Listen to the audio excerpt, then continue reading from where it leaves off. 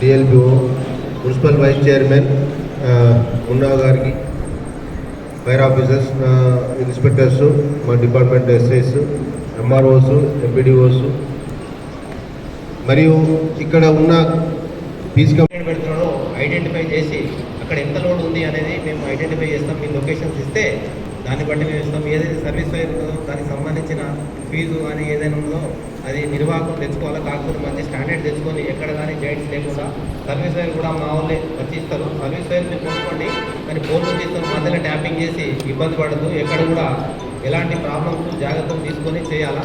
మీరు ఎవరికి ఎటువంటి డబ్బులు ఇచ్చే అవసరం లేదు, ఫీజులు మాత్రమే కట్టే అవసరం లేదు. కాబట్టి ఈసారి ఫ్రీగానే గవర్నమెంట్ చేసి దీనికి సంబంధించిన పేమెంట్స్ అంతా గవర్నమెంట్కి వస్తుంది. కాబట్టి మీరు ఎక్కడెక్కడ వాడుతున్న పాయింట్స్ మాత్రం పోలీస్ స్టేషన్లో కానీ ఎక్కడైతే రికార్డ్ చేస్తారో దాన్ని బట్టే మేము గవర్నమెంట్ సబ్మిట్ చేస్తాం. తర్వాత ఎక్కడ కూడా ఎట్లాంటి ప్రాబ్లమ్స్ ఉన్నా మా సిబ్బందికి కానీ ఎవరికైనా ఇంటిమేషన్ ఇవ్వండి. లోకల్ ఏడీలు నేను ఉంటాను. తర్వాత ఎక్కడైనా లూజ్ లైన్లు ఉన్నా ఈ దారిలో పోయేటప్పుడు కానీ మనం నిమజ్జనం చేసేటప్పుడు లూజ్ లైన్లు కానీ ఏమైనా ఉంటే మా దృష్టికి తీసుకురండి. మనం ఈ 9 రోజుల కార్యక్రమంలో ఎక్కడున్నా కూడా మా డిపార్ట్మెంట్ తరఫున అది సరి చేస్తాం. ఎక్కడ కూడా ఇబ్బంది లేకుండా చేస్తాం.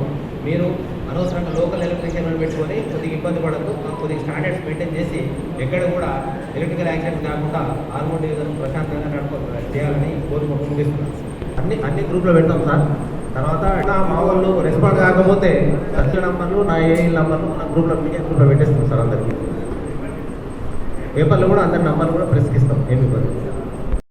Thanks for watching. Like, share and subscribe.